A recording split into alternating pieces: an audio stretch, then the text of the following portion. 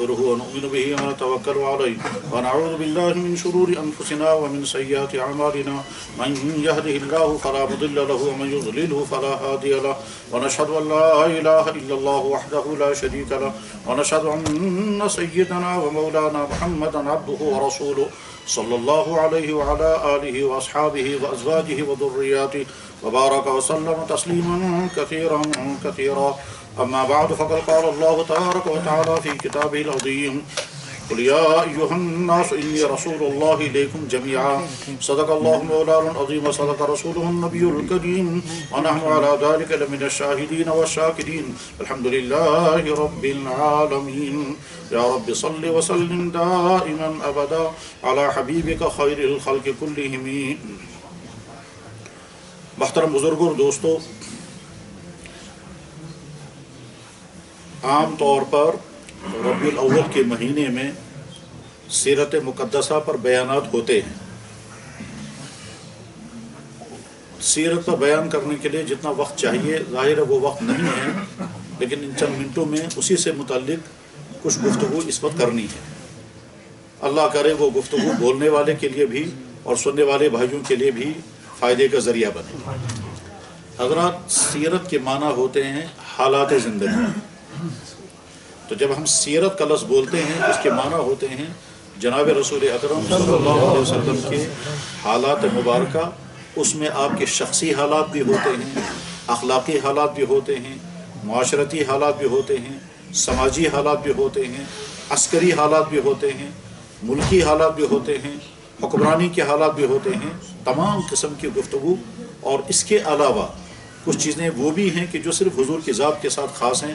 مثلا معجزات کا بیان ہوتا ہے، پھر ان معجزات میں معراج کا تذکرہ آتا ہے، ہجرت کا تذکرہ آتا ہے. یہ تمام چیزیں سیرت میں بیان کی جاتی ہیں. پہلا سوال یہ ہے کہ دنیا میں سیرت صرف محمد رسول اللہ ہی کی کیوں بیان کی جاتی ہے؟ کیا اس کے علاوہ کسی اور کی سیرت اس قابل نہیں ہے کہ اس کو بیان کیا جائے؟ جواب یہ ہے کہ اور کسی بھی شخص کی سیرت تمام دنیا کے انسانوں کے لیے آئیڈیل بن ہی نہیں سکتی. مگر کسی بھی شخصیت کے میں تو انبیاء علیہ الصلوۃ والسلام بھی آتے ہیں. اس میں حضرت آدم علیہ الصلوۃ والسلام سے لے کر کے حضرت عیسیٰ علیہ الصلوۃ والسلام تک ہزاروں نہیں 1,00,000 سے زیادہ نبی آئے ہیں. تو وہ بھی تو اللہ کے نبی تھے، ان پر بھی وہی نازل ہوتی تھی، وہ بھی اللہ کا دین دنیا کے انسانوں تک پہنچاتے تھے، وہ بھی گناہوں سے معصوم ہوتے تھے. تو ان کی سیرت انسانوں کے لیے آئیڈیل اور نمونہ کیوں نہیں بن سکتی؟ تو جواب یہ ہے کہ یقیناً نبیوں کی سیرت انسانوں کے لیے نمونہ ہے، مگر وہ سیرت پہلے موجود ہونی چاہیے تبھی وہ نمونہ بن سکے گی. تو محمد صلی اللہ علیہ وسلم کے علاوہ اور کسی شخص کی سیرت پورے ریکارڈ کے ساتھ محفوظ نہیں. اس کے ہزاروں دلائل ہیں، وہ سارے ہزاروں دلائل تو بیان اس وقت نہیں ہو سکتے ہیں. تو شارٹ میں اتنی بات عرض کرتا ہوں کہ سیرت لکھنے والوں میں ایک بہت بڑی شخصیت گزری ہے. ان کا نام تھا علامہ سید سلیمان ندوی رحمہ اللہ تعالی.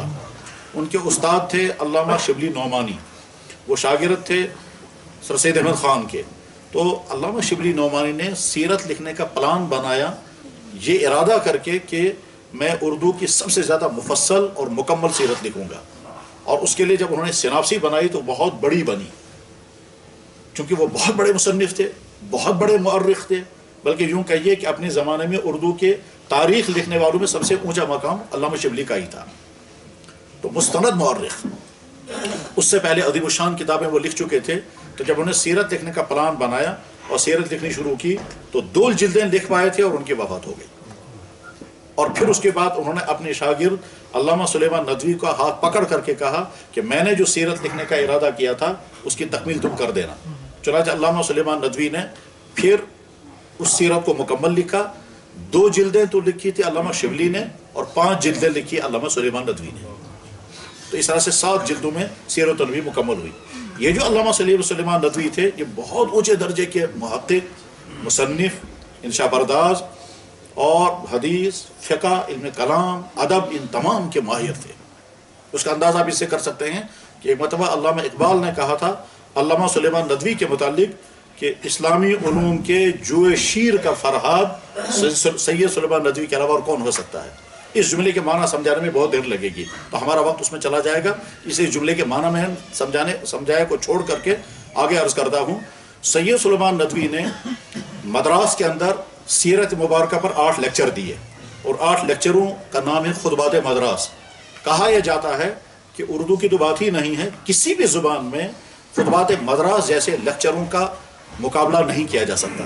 جیسے علامہ سلیمان ندوی نے وہ 8 تقریریں سیرت پر کی ہیں، اور بہت بڑے بڑے سیرت لکھنے والوں نے تسلیم کیا کہ صاحب اس سے بہتر سیرت بیان نہیں ہو سکتی ہے، جیسے علامہ سلیمان ندوی نے ان 7 تقریروں میں بیان کیا ہے۔ مدراس کے اندر وہ لیکچر ہوئے تھے۔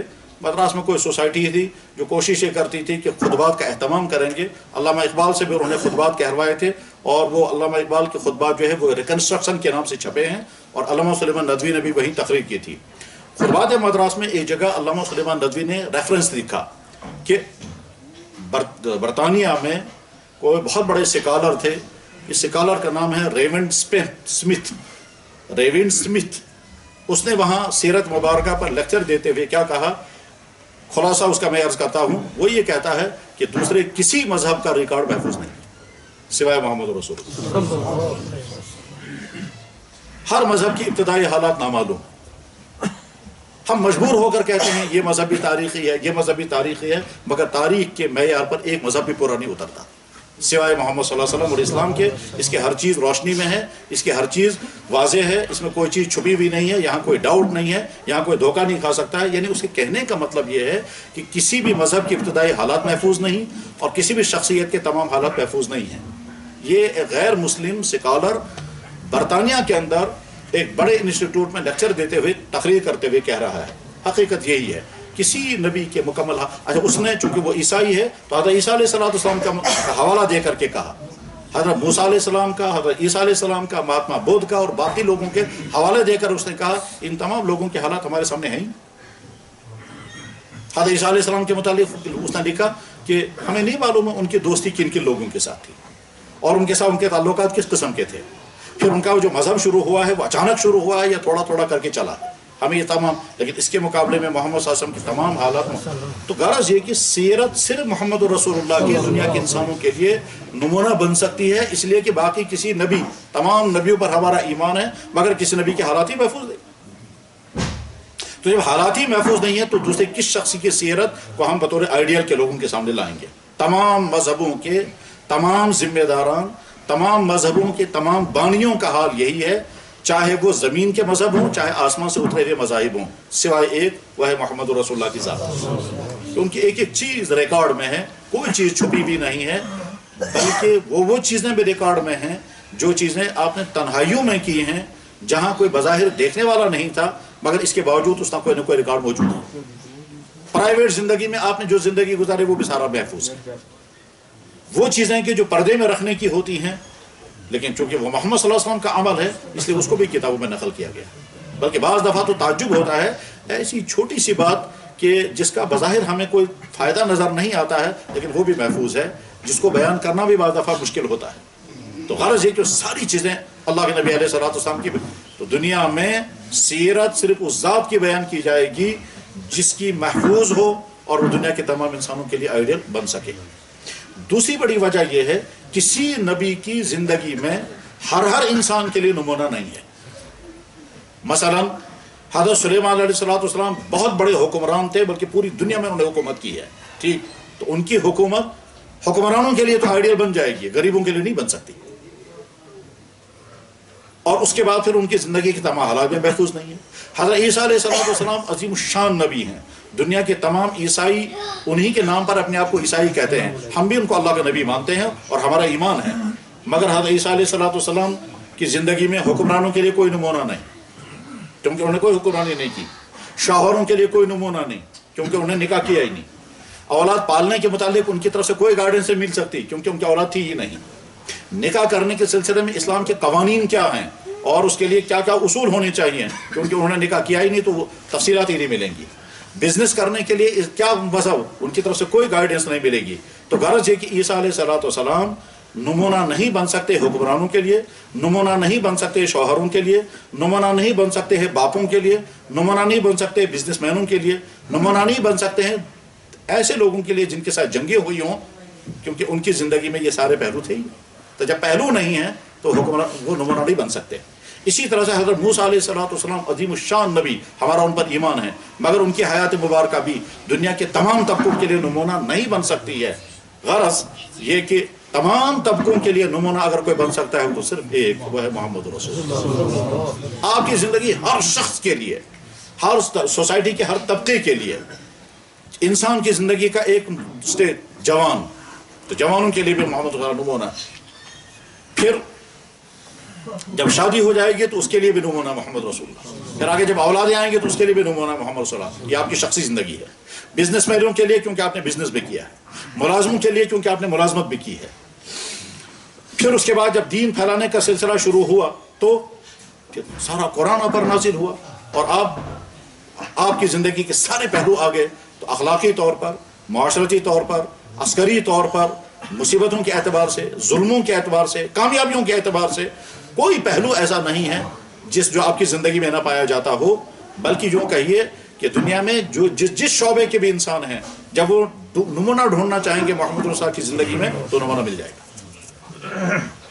غریب سے غریب تر انسان اگر ڈھونڈے گا نمونہ تو محمد صاحب اس کے لیے بھی آئیڈیل بنیں گے، اور مالدار سے مالدار انسان اگر آئیڈیل ڈھونڈے گا اس کے لیے بھی محمد صاحب نمونہ بنیں گے۔ ایک کامیاب انسان جس کو اپنے میدان میں کامیابیاں ملی ہوں، اور کامیابی ملنے کے بعد اس کا بیہیویئر اور رویہ کیا رہا انسانوں کے لیے، محمد صلی اللہ علیہ وسلم کی زندگی میں وہ بھی ہے۔ اور سخت ترین مشکلات میں پھنسے ہوئے کسی انسان کو اگر آئیڈیل چاہیے تو محمد صاحب اس کے لیے بھی نمونہ ہے۔ جس کی چاروں طرف مشکلات پریشانیاں ہیں اس کے لیے بھی محمد صلی اللہ علیہ وسلم نمونہ ہے۔ غرض یہ کہ اچھا ایک انسان جس کو فاقوں پہ فاقے لگ رہے ہیں اس کے لیے بھی نمونہ محمد صلی اللہ علیہ وسلم ہے، کیونکہ 2 مہینے آپ نے فاقے کیے اور صرف کھجوریں چند کھا کر کے زندگی گزاری ہے۔ تو کوئی پہلو ایسا نہیں ہے کہ محمد صلی اللہ علیہ وسلم نمونہ نہ بن سکیں، باقی کوئی نہیں بن سکتا۔ تیسری اور اہم ترین چیز یہ ہے کہ کسی نبی کو اللہ نے یہ نہیں فرمایا کہ تم دنیا کے تمام انسانوں کے لیے نبی بن کر آئے، صرف ایک ہیں، وہ ہے محمد صلی اللہ علیہ وسلم کے ساتھ، صرف ان کو فرمایا گیا کہ آپ تمام دنیا کے انسانوں کے لیے نبی ہیں۔ اور اسی لیے اللہ کے نبی محمد صلی اللہ علیہ وسلم نے کسی ایک طبقے کو مخاطب نہیں بنایا۔ انہوں نے کہا اے عرب والو، یہ نہیں کہا۔ جب بھی کہتے تھے اے انسانوں، گویا وہ قیامت تک کے تمام انسانوں کو خطاب کر رہے ہیں، میں تم سب کے لیے نمونہ ہوں۔ اور یہ اتنی اہم بات ہے کہ اللہ نے قرآن کریم میں خود بھی اعلان کیا، نبی سے بھی کہا آپ خود بھی اعلان کرو، اور اللہ کے نبی نے جب اللہ کے کہنے پر اعلان کیا تو 2 طرح سے کیا۔ ایک تو آیت نازل کی کہ آپ یہ آیت لوگوں کو سنا دیں، اور اس آیت میں اعلان کروایا کہ میں دنیا کے تمام انسانوں کے لیے نبی بن کر آیا ہوں۔ اللہ خود اعلان کر رہے ہیں وَمَا أَرْسَلْنَاكَ إِلَّا كَافَّةً لِلنَّاسِ، ہم نے آپ کو بھیجا ہے تمام دنیا کے انسانوں کے لیے۔ اور آپ جانتے ہیں کہ دنیا کے انسانوں میں ہر طبقے کے لوگ ہیں، اس میں حکمران بھی ہیں، اس میں فوجی کمانڈر بھی ہیں، اس میں سکالر بھی ہیں، اس میں سائنٹسٹ بھی ہیں، اس میں غریب سے غریب تک لوگ بھی ہیں، اس میں وہ شخص بھی ہے جو بہت تہذیب و تمدن کے اونچے معیار پر ہے، اور وہ انسان بھی ہے جو جنگلوں میں رہنے والا ہے۔ ہر طبقے کے تمام انسانوں کو مخاطب کر کے اللہ کے نبی فرما رہے ہیں، اللہ فرما رہے ہیں ہم نے آپ کو دنیا کے تمام انسانوں کے لیے نبی بنا کر بھیجا۔ یہ اعلان اللہ نے اور کسی نبی کے بارے میں نہیں فرمایا۔ پھر حضور سے فرمایا قل، آپ کہیے یا ایھا الناس، اے دنیا کے انسانوں، انی رسول اللہ الیکم جمیعا، میں تمام انسانوں کے لیے نبی بن کر گیا۔ ادھر سے دوسری طرف اعلان کیا تبارک الذی نزل الفرقان علی عبدہ لیکون للعالمین نذیرا، بہت برکت ہے وہ اللہ کی ذات جس نے اپنے بندے پر قرآن نازل کیا تاکہ یہ دنیا کے تمام انسانوں کے لیے بشیر و نذیر بن جائے، تمام دنیا کے انسانوں کے لیے۔ اور خود جناب رسول اکرم صلی اللہ علیہ وسلم نے اپنے لفظوں میں اعلان کیا۔ اپنے لفظوں میں کا مطلب کیا ہوتا ہے؟ حضور جب گفتگو کرتے تھے تو یا تو وہ قرآن کی آیت ہوگی تو الفاظ بھی اللہ کی طرف سے آئیں گے، وہ الفاظ بھی اللہ کی طرف سے ہوتے، حضور کے اپنے الفاظ نہیں ہوتے۔ اس کو ٹرم میں کہتے ہیں وحی مطلوع، یعنی اللہ کی طرف سے وحی نازل ہوئی، الفاظ بھی یہیں سے آئیں گے، آپ وہی الفاظ بول دیں تو قرآن میں آئے گا۔ اور کبھی اللہ کی طرف سے مضمون آتا تھا اور حضور اپنی زبان میں اس کو بولتے تھے، اس کو کہیں گے وحی غیر مطلوع۔ تو اللہ کے نبی علیہ الصلوۃ والسلام پر قرآن کی صورت میں بھی یہ بات بتا دی گئی، آپ نے وہی آیت سنا دی۔ اور چونکہ اللہ نے فرمایا تھا کہ آپ کہیں کہ میں دنیا کے تمام انسانوں کے لیے نبی ہوں، تو حضور نے اپنے لفظوں میں بھی اس کو بیان فرمایا۔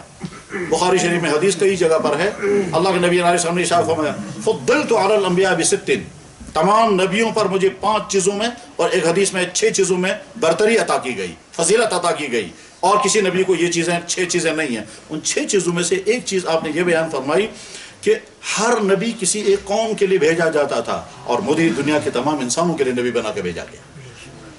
انما بعث النبیون الی قومہم خاصہ وانما بعثت الی الناس عامہ، کہ ہر نبی جو ہے وہ کسی ایک قوم کے لیے، کسی ایک خطے کے لیے آیا کرتا تھا، لیکن مجھے اللہ تعالیٰ شاہ نے کسی ایک قوم، کسی ایک خطے کے لیے نہیں بلکہ دنیا کے تمام انسانوں کے لیے نبی بنا کر کے بھیجا.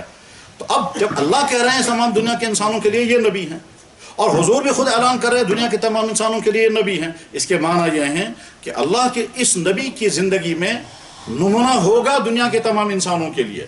وہ دکاندار نہیں، وہ ڈاکٹر جو یہ کہتا ہے کہ میں ہر قسم کے بیمار کا علاج کروں گا، جس کا مطلب یہ ہے کہ وہ ہر شعبے میں اسپیشلسٹ ہے. وہ ہڈیوں کا بھی ماہر ہوگا، وہ برین کا بھی ماہر ہوگا، وہ ہارٹ کا بھی ماہر ہوگا، وہ سکن کا بھی ماہر ہوگا، وہ اسلامک کا بھی ماہر ہوگا، وہ کڈنیز کا بھی ماہر ہوگا، تبھی تو وہ کہہ سکے گا.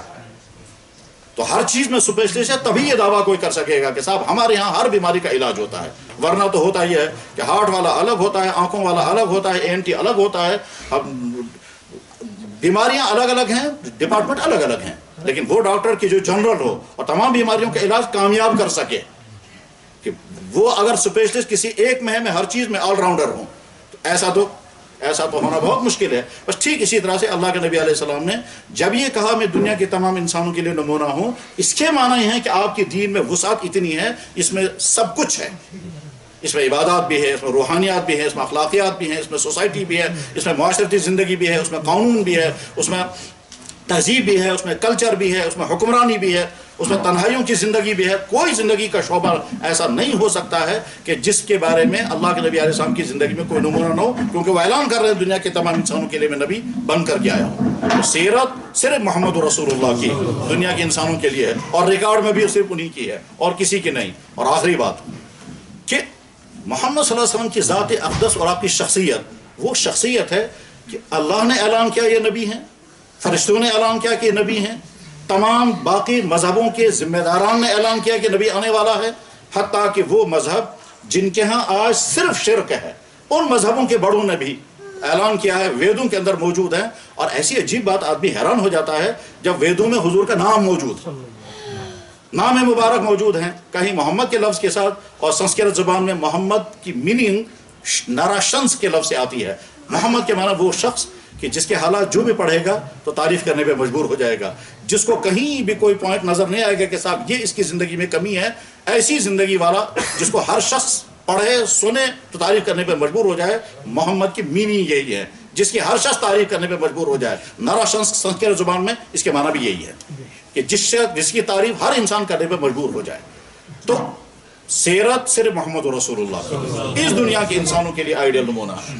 اور وہ تمام لوگ کہ جو غیر جانبدار ہو کر کے سیرت کو پڑھیں گے، چاہے وہ کسی بھی مائنڈ سیٹ کے ہوں، چاہے وہ کسی بھی سوسائٹی، کسی بھی طبقے کے ہوں، چاہے وہ کسی بھی ملک کے ہوں، کسی بھی زبان کے بولنے والے ہوں، یا کسی بھی مذہب سے وابستہ ہوں، یا اگر وہ ایتھیسٹ بھی ہوں، لیکن جب اوپن مائنڈ کے ساتھ، کھلے ذہن کے ساتھ اور ایکسپٹ کرنے کے جذبے کے ساتھ خوبیوں کا اعتراف کریں اور کمیوں، تو وہ جب سیرت پڑھیں گے تو ان کو کہیں کوئی کمی نظر نہیں آئے گی.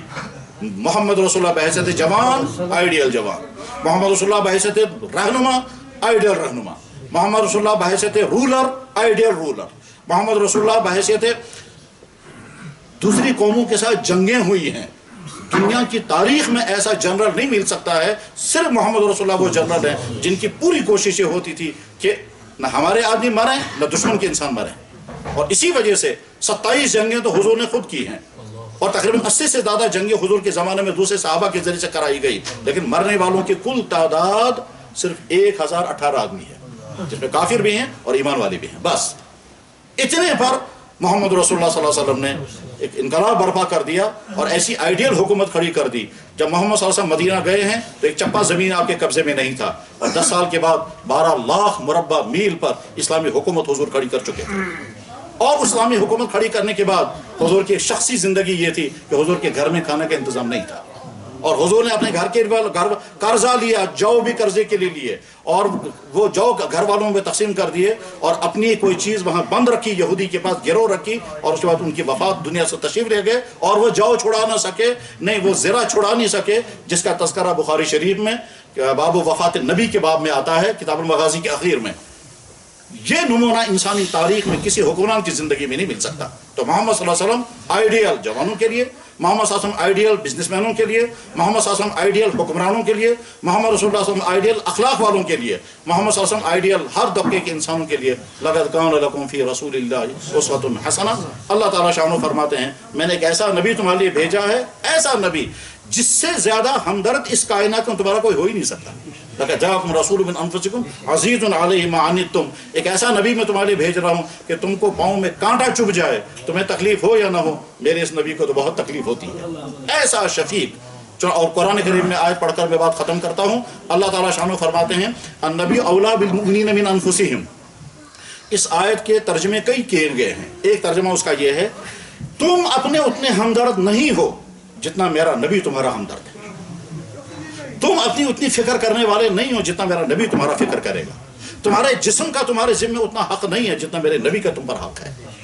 میں الفاظ پڑھ دیتا ہوں جو تفسیر کرنے والوں نے کہا ہے النبی اولیٰ بالمؤمنین من انفسکم، ایک ترجمہ کیا گیا النبی اشفق بالمؤمنین من انفسکم، تم اپنی شفقت اتنی نہیں رکھتے، تمہارے والدین اتنا تمہارے شفیق نہیں ہیں جتنا میرا نبی تمہارا شفیق ہے۔ النبی ارفق بالمؤمنین من انفسہم، جتنا میرا نبی تمہارا رفیق ہے اتنا رفیق تم خود اپنے نہیں ہو۔